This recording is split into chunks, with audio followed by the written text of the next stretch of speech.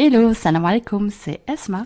Et Myriam, bienvenue à toi dans La Tête des Psys, le podcast dédié à la psychologie et à ta santé mentale. En binôme ou avec nos invités, nous t'offrons ici des outils pratiques et des conseils précieux pour améliorer ton bien-être au quotidien. Que tu sois à la recherche de stratégies pour gérer ton stress, améliorer ton humeur ou simplement en apprendre davantage sur le fonctionnement des humains autour de toi, tu es au bon endroit.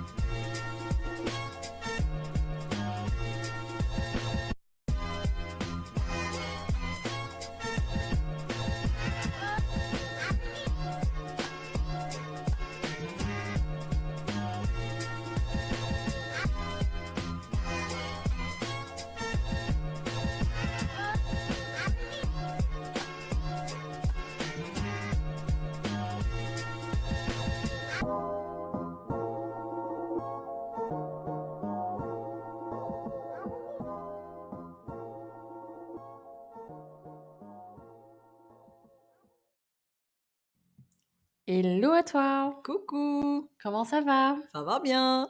Est-ce qu'on continue comme ça? Et les autres, ils répondent pas? Ce serait sympa, t'imagines on continue comme ça? Et comment? Ça Et va ça bien. va? Et tu vas bien? Et oui! Oh là là, Nouvel épisode aujourd'hui. tout à fait. On va te parler Des... proches aidants ou des Hey! aidants proches. Ouais, c'est... Hey! Proche aidant ou aidant proche? Il y a deux C'est teams. très très sérieuse question. Il y a deux teams. Il y a deux écoles? C'est pire Deux que écoles. la team thé ou café. Oh Il y en a là deux. là, c'est pas vrai, d'accord. Donc aujourd'hui, on dira quoi? On dira aidant proche ou proche aidant? On fera un mix des deux. Je pense que c'est L'un plus et un l'autre. proche aidant. Tout à fait, ouais. Et puis aidant proche des fois, Ouais. quand on a envie d'être un peu dans l'exotisme. Mettre un petit peu de paillettes dans cette vie sombre. Allez, c'est parti. Allez, let's go! Pourquoi est-ce qu'on parle d'eux?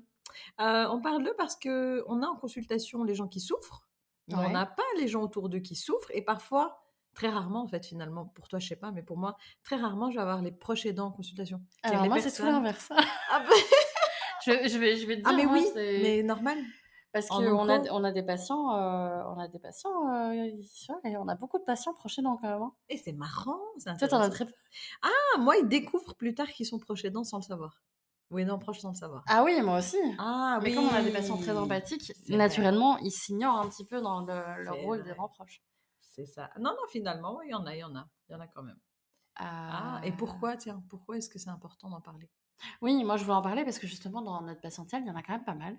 Et Ouais. du coup, je voulais parler un peu des traits qu'ils ont, de pourquoi est-ce que c'est important, même pour eux-mêmes, Ouais. d'avoir une thérapie. Et ouais.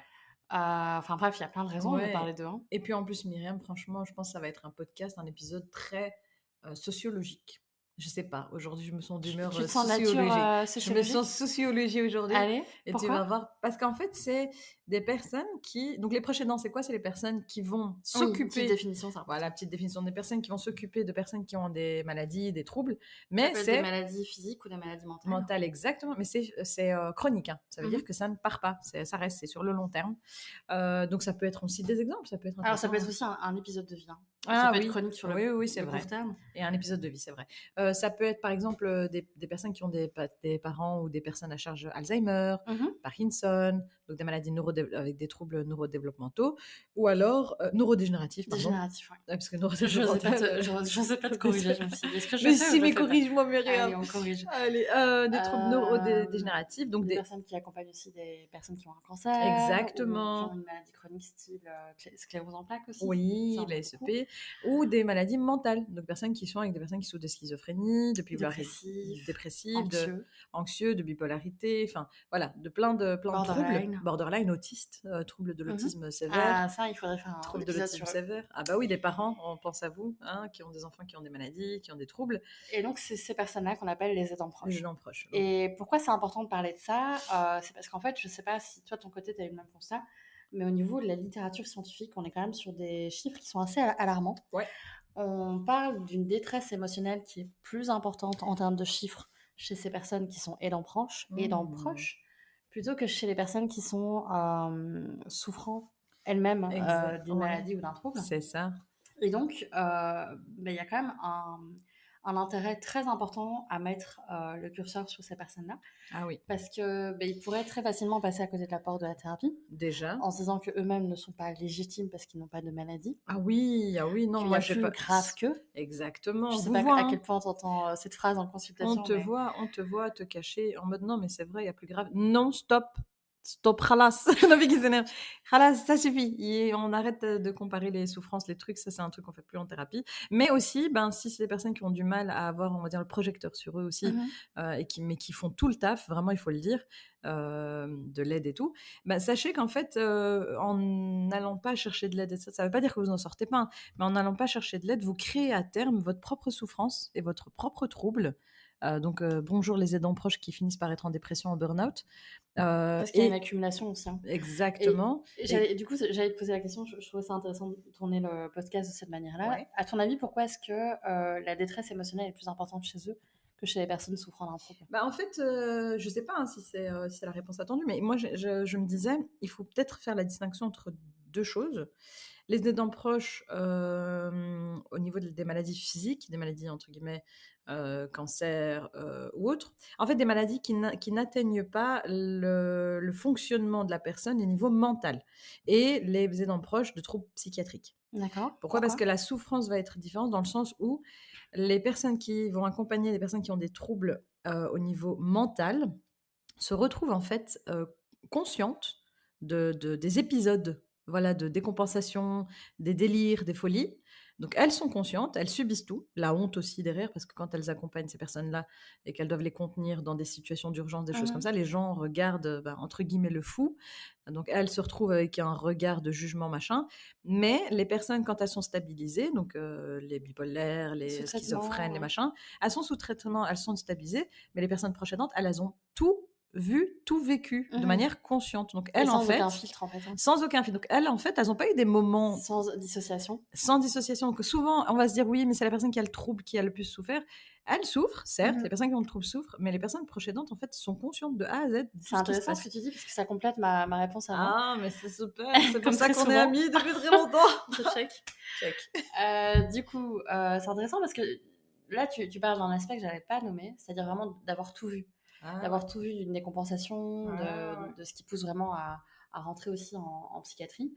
Il y a un autre aspect qui, pour moi, est l'explication aussi d'une détresse émotionnelle plus importante, c'est que ces personnes qui sont aidants proches, elles doivent accompagner la personne qui est malade, mais pas que.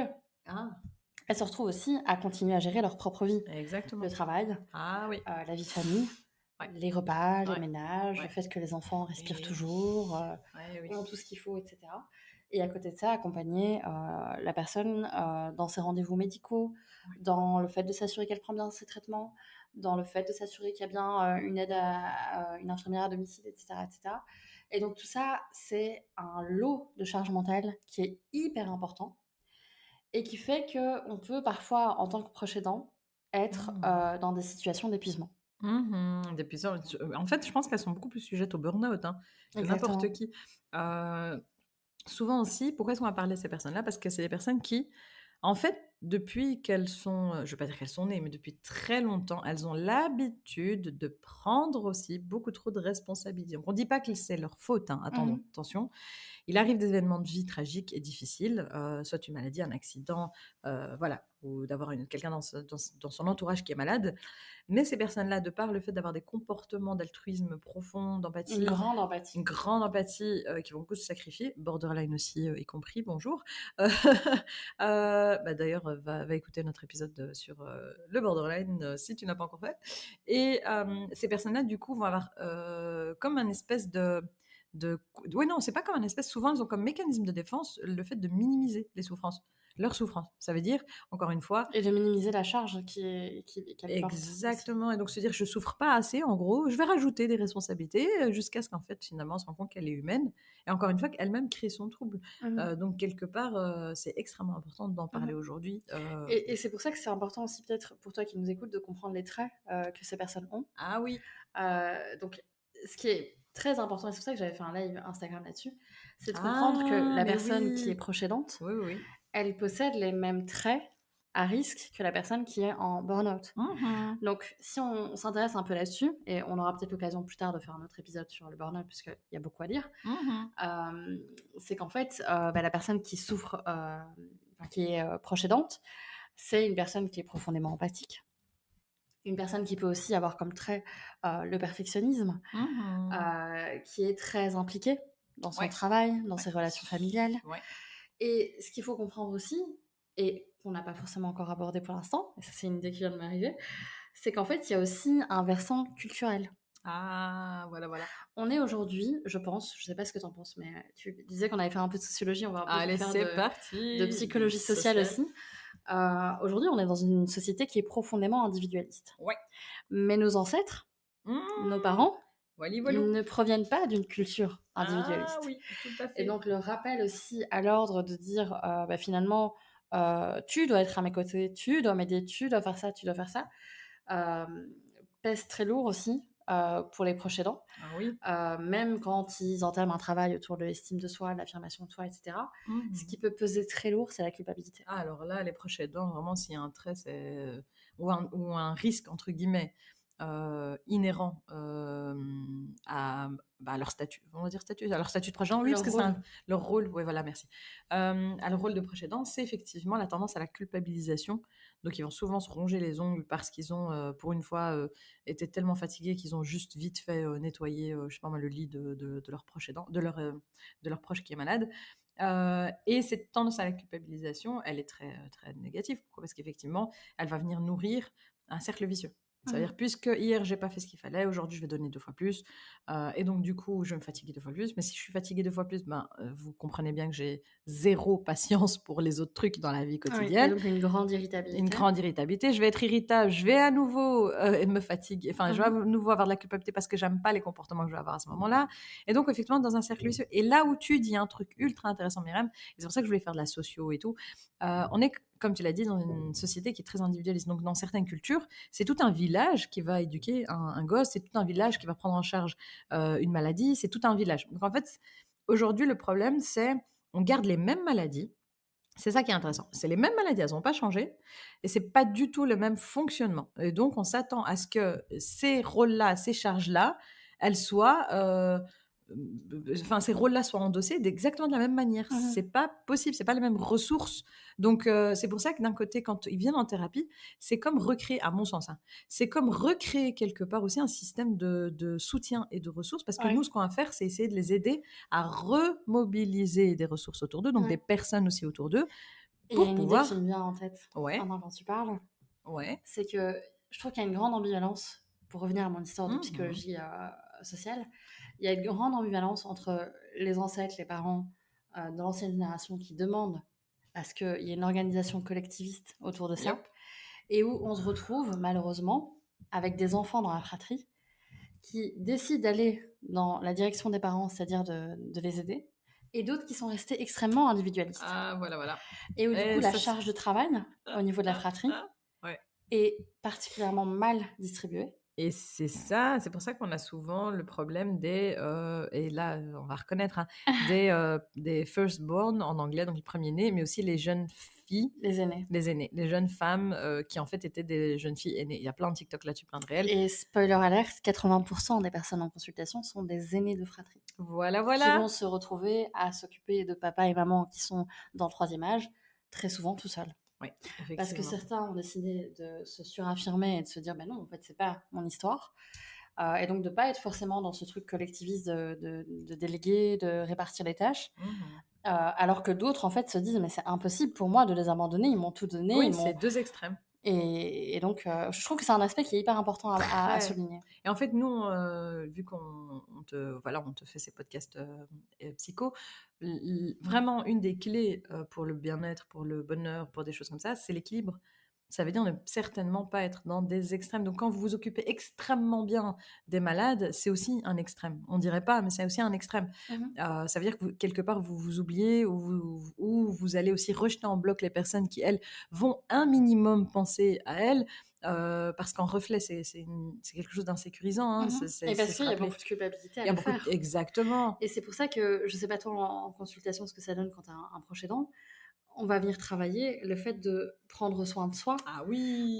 mais comme étant quelque chose de purement légitime Mais oui, légitime et et surtout normal. légitime pour se rendre Priorité. disponible Ouais. à ce rôle-là qu'on a. C'est-à-dire que si on a le rôle d'être la seule personne, par exemple, hein, dans notre fratrie à s'occuper, des parents, je prends cet exemple-là, Mmh mh. ou qu'on a le rôle d'être la seule sœur, je sais pas, à être là pour Mmh. une autre personne et cetera. C'est très important de comprendre que pour assurer une disponibilité à long terme, bah, en fait, il faut s'assurer qu'il y ait de l'énergie pour ça. Exactement. Et J'ai un exemple en on doit plus. rappeler aussi que l'énergie, psychologique qui est Mmh dépensée mh. quand on a un proche malade, Mmh. elle est beaucoup plus importante que si on se tape un marathon, Ah oui. Ah je oui, sais oui, pas oui. moi, voilà. Donc ça, c'est important. Mmh. Il y avait Mais un autre point aussi que j'ai oublié, mais il va me revenir plus tard. ouais. Sinon, un bon petit cas Heu, clinique, hein. Moi, Vas-y. j'ai une patiente, je m'en souviens. On est toujours très anonyme, hein, pour les cas cliniques. On donne quasiment aucun détail pour pouvoir les identifier. Eux aussi, je pense qu'ils ne s'identifient pas là-dedans parce que vraiment, on prend beaucoup de précautions. Mais je me souviens d'un cas clinique où c'était une patiente en fait qui, se retrouvait proche aidante de, bah, justement de sa maman qui était malade, qui avait, du coup un Alzheimer et cetera. Donc maladie, lourde, et en fait cette patiente qui est du coup proche aidante, hein, ou aidant proche, elle a des enfants, elle a sa famille, des choses comme ça et elle a, quelques sœurs. Je pense qu'elles sont peut-être trois sœurs et elle s'occupe vraiment d'absolument tout, ou quasiment tout, les sœurs pas grand-chose et elle m'explique qu'en fait, il y en a une qui est tout le temps, en voyage, en truc, en machin et que l'autre, elle a ses propres difficultés, sa propre vie et qu'elle, du coup, je pense que c'était oui, ma patiente était divorcée et qu'elle, du coup, ben, va logiquement, va prendre en charge, et cetera. Sauf que et souvent, je sais pas toi Myriam, hein, mais en consultation, c'est ce qu'on évite de faire et ça, bah, autant le dire et ça vaut pour tous les podcasts, en fait. Mmh On n'est pas là pour donner des conseils. On n'est pas là pour leur dire: «Non, bah, en fait, vous pouvez faire un tableau des mh. charges». Enfin, on ne donne pas de conseils. On essaie d'aiguiller, donner des petits exercices, des petits outils, mais on ne donne pas de conseils. Mmh. Notre premier rôle et notre premier but, même s'il paraît dérisoire, et en fait c'est le rôle central et la base de tout, c'est l'écoute. L'écoute, l'accueil, l'empathie. Ça veut dire se rendre compte en fait de leur quotidien. Donc ça donne aussi l'impression, je sais pas toi Myriam, mais des patients qui vont venir entre guillemets, où eux ont cette impression de se plaindre tout le temps. Mmh. Je viens que pour me plaindre. En réalité, quand ils viennent et qu'ils sont occupés à expliquer tout ce qu'ils font, quelque part, on quantifie tout ce qu'ils font. Ils s'en rendent pas compte. Mais Mmh. dans une journée, moi, des fois, je reprends juste les faits. Vous avez fait ça, donc depuis que vous êtes levé, depuis 9 heures, vous Mmh. avez fait ça, ça, ça, ça, ça, ça, ça, ça, ça. On accumule les faits pour se rendre compte déjà de tout ce qui est fait. Et deuxièmement, en fait, ces patients-là, ce qui est vraiment intéressant, en tout cas cette patiente-là, c'est que elle venait avec une réponse à une question que je n'avais jamais posée. Elle Mmh. me disait d'emblée, non, non, non, mais moi je peux pas leur dire de faire. Non, mais faut se rendre compte. Hein, Mmh. oui, il y a beaucoup à faire, mais voilà, je le fais.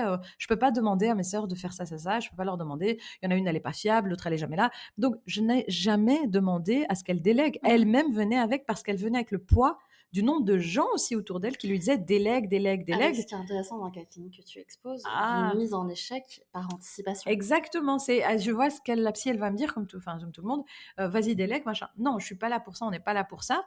On est là pour essayer vraiment de donner cet espace safe où Mmh. toutes les émotions, toutes les pensées peuvent être j'allais dire désensurisées, c'est un mot Ouais. qui n'existe pas, mais on va l'inventer, il est très bien, désensurisé. En tout cas, pour enlever la Légitimé. légitimer, voilà, enlever la part de censure pour certaines pensées parce que ces personnes-là, à un moment donné, elles pètent un câble, elles en Mmh. peuvent plus, c'est logique. J'en peux plus de ma mère, j'en peux plus, elle m'énerve, elle fait tout le temps comme ça.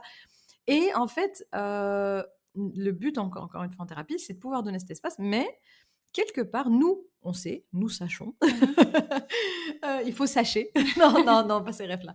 Il faut sacher. Nous, on sait quelque part que il y a un manque cruel aussi d'affirmation de soi, D'estime. Je d'estime. l'avais sur le là, Bout de j'attendais la juste langue, que tu j'ai vu, hein, termines. j'ai vu comme ça les lèvres, là, si Je les voulais gens pas pouvaient te voir. couper, mais j'allais J'ai dire vu, que le travail de l'estime de ça soi bouillonnait comme ça, mais était de fou crucial. malade. Parce que, bah, souvent quand on travaille avec les proches aidants, en fait, on va les Ah aider à oui, travailler leur estime ah d'eux-mêmes, de fou. parce que c'est pas du jour au lendemain qu'on se retrouve la seule personne à être, responsable de Exactement. tout ça et en fait venir répartir les rôles. Et c'est pas que vous Mmh. devenez un monstre en le faisant, Mmh. parce que souvent, ce que j'allais te dire aussi, c'est qu'il y a beaucoup d'évitement du conflit par anticipation. Ouais.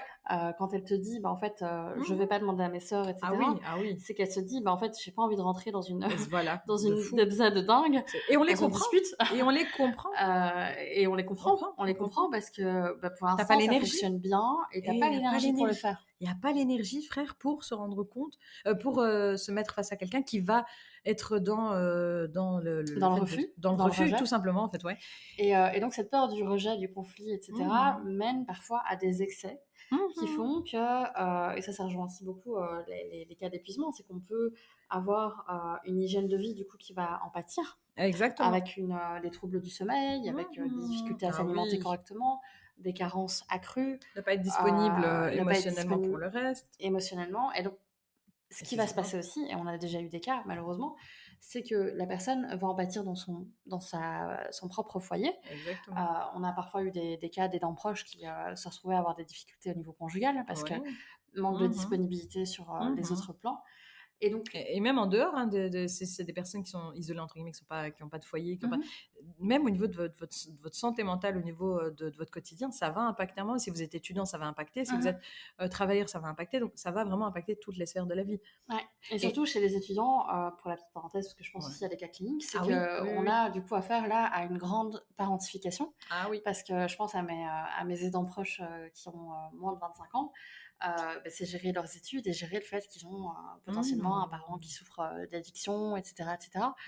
Et Mhm. où ils se retrouvent très tôt dans des responsabilités qui ne sont pas encore Ah de leur oui. âge et où bah, cette fragilité de l'estime de soi. Quoi. Ah oui, ça c'est un super sujet. Il faudrait qu'on aborde, tiens, la parentification. Non, non, c'est très intéressant. Et Et du coup, ça nous mène peut-être à parler du fait de se déléguer. oui, mais Et, justement, comment, moi j'ai envie de dire comment on délègue. Mais en fait, quand on parle de l'affirmation de soi, enfin, quand je disais que c'est des gens enfin des personnes qui avaient beaucoup de mal à affirmer des besoins, etc., et qui évitent le conflit, machin. Pourquoi est-ce que c'est primordial qu'on puisse les aider à pouvoir retrouver cette affirmation de soi, c'est-à-dire, en gros, c'est quoi mes besoins, moi, c'est quoi ce que je ressens, etc., et comment j'y réponds. Parce qu'en fait, ces personnes-là, et la mise en échec, c'est ça qui était chouette, c'est des personnes qui vont systématiquement mettre en échec toutes les formes de solutions. Donc si on leur dit oui, mais si vous prenez 2 heures par semaine et que l'autre il prend 3 heures et que non, mais en fait l'autre, vous avez vu le temps qu'elle vienne et machin, toujours des échecs. Sauf que justement ces personnes-là, quand elles commencent le travail thérapeutique, on leur dit pas on va vous donner des solutions ou vous allez trouver des solutions, vous allez déléguer. Non, pas du tout. On est là pour écouter encore une fois la souffrance. Ces personnes-là, très souvent, je sais pas toi Myriam, hein, mais c'est des personnes qui, après, à partir du moment où elles commencent à comprendre leurs besoins, à s'affirmer un peu plus, à affirmer des besoins. Et quand on dit affirmer des besoins, c'est déjà avec soi. Hein. C'est-à-dire, j'apprends à boire quand j'ai soif, manger quand j'ai faim, aller aux toilettes quand il faut, me reposer, etc. C'est des personnes qui commencent à être reconnectées à elles-mêmes, reconnectées à ce qu'elles ressentent, reconnectées à leur être, et qui commencent à trouver elles-mêmes des solutions. C'est-à-dire qu'elles-mêmes, elles redeviennent créatives au niveau ressources. au niveau ressources. Et elles commencent à entrevoir des solutions. Donc l'idée n'est pas de vous dire on va vous forcer à avoir une solution, mais plutôt venez, ça tourne pas en fait autour de ça, Mhm. ça tourne autour de vous. Et donc L'idée la c'est de thérapie a tout son recentrer. sens à ce niveau-là parce qu'en fait, on Complètement. vient introduire du neuf. Et les Complètement. ressources, c'est pas qu'on les crée juste nous, on les crée même dans notre entourage. Moi, j'ai Ben déjà eu oui. des patientes avec qui j'ai travaillé cet Ah oui. aspect-là et où elles me disent, mais même mon mari a initié telle proposition, a initié telle chose, Mhm. voyant que j'étais au bout du Mhm. bout. Mhm. Donc là, c'est vraiment je trouve que c'est des très belles choses en thérapie où on voit l'évolution. Ouais, on leur apprend à demander de l'aide aussi, parce que c'est Mhm. un truc qui paraît facile. Non, en fait, c'est impossible pour bon nombre de personnes de demander de l'aide. c'est une catastrophe de voir à quel point demander de l'aide est vraiment très, très, très difficile, vu comme une marque de faiblesse la plupart Ouais, du et ça temps. renvoie beaucoup à l'image, qu'on a de Exactement. nous et que l'image aussi qu'on a renvoyée dans notre entourage, Alors qu'en d'être une femme réalité, forte, ouais, alors qu'en réalité, demander de l'aide, c'est à la base de l'humanité. Ça veut dire que si on s'était pas entraidé dès le départ au niveau de l'humanité, ben, le gars qui chasse et celui qui fait le feu, l'homo sapiens là qui chasse et tout, on serait tous morts. Parce qu'il y en a un, il aurait chassé, il n'a pas de feu pour bouffer. L'autre, il fait mmh le feu, mais il n'a rien à manger. On s'en sort pas. c'est ça. Donc, Donc un équilibre aussi et de pouvoir faire confiance aux ressources des autres exactement. et au fait que c'est pas du tout un signe de faiblesse. C'est Uhum. vraiment, je trouve que c'est plutôt une force même Ah oui, oui, oui. et Ah, aussi ben, un signe complètement. d'humilité que de se dire, D'humilité, faire de la place à l'autre. Ça veut dire, mmh si on est réellement empathique et altruiste, bah, faites la place aux gens, en fait, quand ils veulent vous aider, et faites-leur de la place en les sollicitant. mh. Ça veut dire que c'est pas mauvais de solliciter quelqu'un. Les réactions, en fait, que les gens ont pu avoir qui étaient négatives ne veulent pas dire que ça sera systématiquement le cas partout. Et aussi, moi, je sais pas toi, Myriam, mais c'est souvent des personnes qui vont aller demander de l'aide ou qui ont demandé de l'aide aux mêmes endroits, Mmh alors qu'en fait, le monde, il est vaste. Il y a des milliards de gens sur cette planète. mh. Il faut pouvoir aller demander de l'aide aux gens qui sont disponibles. Or là, c'est à chaque fois que je demande à ma sœur, à chaque fois que je demande à machin, elle Mmh refuse. Oui, mais si ta et où sœur n'est pas je disponible vais me permettre une émotionnellement, petite parenthèse, c'est ça, ça n'ira pas.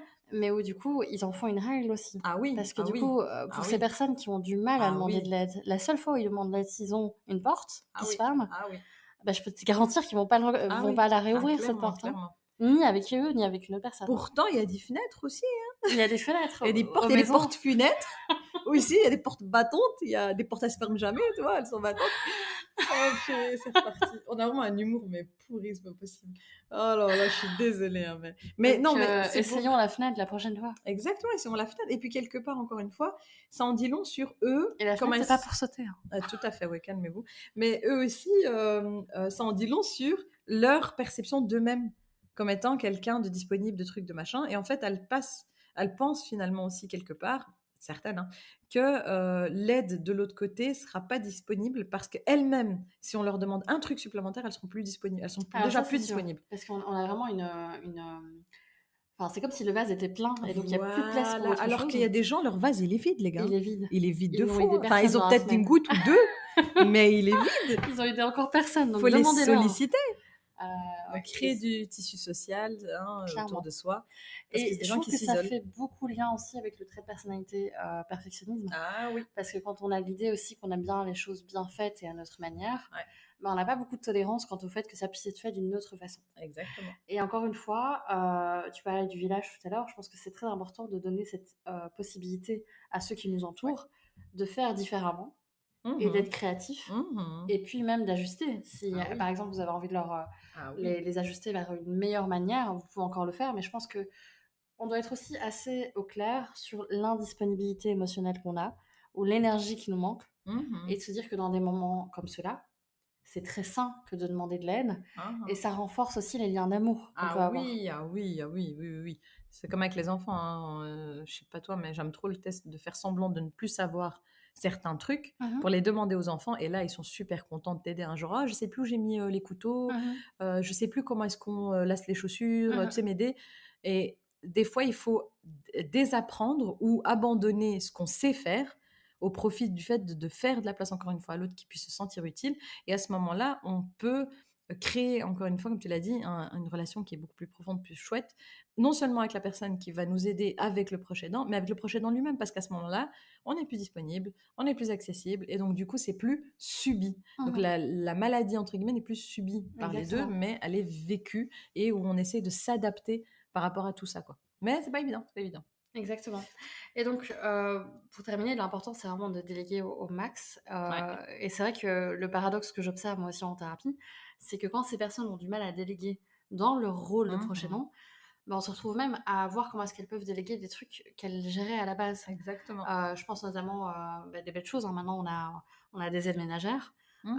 Bah, au lieu de penser à l'aide ménagère, pour, la personne qui est malade dans leur entourage, on en vient à un stade où c'est elle qui gère le ménage à la fois chez elle et chez, Mhm. par exemple, sa maman Mhm. malade et où, bah, en fait, elle ne peut plus assurer le ménage à la maison et Ouais. on se retrouve à prendre, une aide ménagère là, alors Mhm. qu'au départ, il aurait fallu déjà déléguer certaines choses. Mais tu sais, hein, il y a aussi une question que je me pose, c'est parfois les aidants proches, à un moment donné, s'ils ne font plus ça, ils font quoi? Alors c'est pour ça que Ouais. la question de l'estime et de l'identité, elle est importante. Exactement. Pour moi, on ne peut pas ne pas travailler la question de l'estime de C'est soi. pour ça qu'on y va step by step. Ça veut dire qu'on n'est jamais dans l'idée de... Et je trouve que c'est une manière un peu trop violente et brutale pour le coup de certains, soit de thérapeutes, soit autres, qui vont vraiment forcer pour que la personne délègue. Attendez. La personne aussi, si elle prend tout en charge, c'est que ça a une fonction pour elle aussi, en C'est fait. pour ça que moi j'ai des patients, j'ai des patients qui me disent mot pour mot, si je ne fais plus ça, Oui, je suis qui? Exactement. Qu'est-ce que je deviens? En fait, ils ont l'impression Exactement. d'avoir un vide identitaire Exactement. s'ils arrêtent de faire ça. Ouais. Et donc, ils vont venir un petit peu, et c'est ce que nous, on travaille aussi en thérapie, hein, c'est toute la fonction que ça peut avoir, tout le bénéfice en fait, secondaire. Complètement. C'est pour ça qu'à un moment donné, on le fait step. En tout cas, moi, je trouve que c'est beaucoup plus intéressant pour le cerveau humain de faire step by step, c'est-à-dire d'introduire tout doucement des choses extérieures à ce rôle de proche aidant. Donc aujourd'hui, vous prenez 2 secondes pour faire un truc qui n'a rien à voir avec votre rôle de proche aidant. Et puis demain, encore un autre truc. Et puis après, jusqu'à ce que tout doucement, il y ait à nouveau cette reconnexion à soi, mais que ça se fasse vraiment de manière naturelle et que le cerveau comprenne, quel est l'intérêt en fait de faire autre chose. Parce qu'à un moment donné, c'est quelque part, hein, l'estime, elle est tellement à mal que c'est gratifiant aussi quelque part d'avoir quelqu'un qui dépend de moi. Il y a aussi un peu un problème d'ego. Ah ça, c'est sûr. Enfin, un gros problème d'ego. Ça veut pas dire qu'on n'est pas en train de taper sur le doigt Et des on ne proches juge aidants. On personne. ne juge absolument pas. C'est juste que ça vient Mais avec quelque chose. mais voilà, on est là pour vous dire que si vraiment vous voulez que ça se passe bien, être bien, etc., et que tout le monde soit bien, ben, il faut à un moment donné pouvoir se poser les bonnes questions. C'est-à-dire, qu'est-ce que ça a comme fonction chez moi de m'occuper autant de machin. Et au début, ça va être galère. C'est-à-dire que de prendre du temps pour soi, que ce soit quelques minutes ou quelques heures. Moi, j'ai des patients qui viennent et qui me disent, mais en fait, j'ai pas su. Et à un moment donné, ce qui est génial, c'est qu'ils vont trouver leur propre manière d'être présents à eux d'une façon différente. Exactement. Et de vraiment faire quelque chose qui est que pour eux quand ils ont terminé tout le reste. Non, c'est clair qu'il faut redéfinir aussi les termes. C'est-à-dire, qu'est-ce que c'est en fait se relaxer, qu'est-ce que c'est prendre du temps pour soi, etc. Et ça passe pas du tout par les mêmes choses en fonction des hobbies, des choses comme ça, mais aussi en fonction, encore une fois, de la fonction que ça a. Donc, si je suis proche aidant et qu'en fait, j'ai l'impression que ça me donne une place quelque part dans la société, je vais pas abandonner ce rôle, hein, même si c'est un rôle qui me fait du mal. C'est pour ça qu'on essaie d'accompagner le plus possible. Et dans déjà, une construction identitaire. Voilà. Et rien que la thérapie, quand ils viennent consulter, on est fiers de vous parce qu'on se dit, ah ouais, ça fait 1 heure où vous êtes là, mais vous êtes là pour vous. C'est incroyable, hein, et la personne, elle est là, elle vit, elle est à côté, machin, mais vous êtes là pour vous, et c'est déjà une très bonne chose. Hein. Ouais. Super. Je pense que ça donne du coup un bon, bon épisode sur le sujet. C'est ça. Donc voilà. Merci beaucoup. Oui, merci à toi, Myriam, c'est toujours un plaisir. Hein. Et vraiment un grand salut et un grand salut. Un grand salut à vous. C'était Radio FM, c'est pourri. J'allais dire un gros bisou, mais c'est trop familier. Quoique. On devient intime avec je sais pas, on devient super intime, mais en tout cas, bravo à toi, on est fiers de toi si tu es aidant proche ou proche aidant, parce que c'est déjà pas évident. Moi, je les avais appelés dans un réel, je les avais appelés les héros de certaines personnes. Mais vraiment que c'est les héros de certaines personnes. N'oublie pas que si tu es proche aidante, ou si tu es proche aidant, tu as une place qui est juste primordiale dans la vie de quelqu'un. Exactement, et dans la société. Parce que les hôpitaux a juste pour but de te laisser un peu plus de place pour toi. Exactement. Parce que tu le mérites. Exactement. Et que tu le vaux bien. Exactement, comme L'Oréal. On fait du placement de produit. Oh non, oh là là, non, d'accord, comme il faut citer d'autres noms, rien à voir. Comme j'ai dit non, j'ai pas dit ça. J'ai dit Nourial. Nous, c'est nous comme nos thérapies, nous, Nourial. Okay. Oh, c'est pourri. Voilà. Sur cette blague assez chaotique. Pourri. On se dit à bientôt. Ouais, bye. Merci beaucoup d'avoir écouté cet épisode. N'oublie pas de t'abonner pour n'en manquer aucun. Pour plus de ressources et d'informations, rendez-vous dans les notes de cet épisode. Et puis, s'il t'a plu, n'hésite pas à le partager à une personne de ton entourage et donner la note de ton choix sur ta plateforme d'écoute préférée. On a vraiment hâte de te retrouver pour le prochain épisode.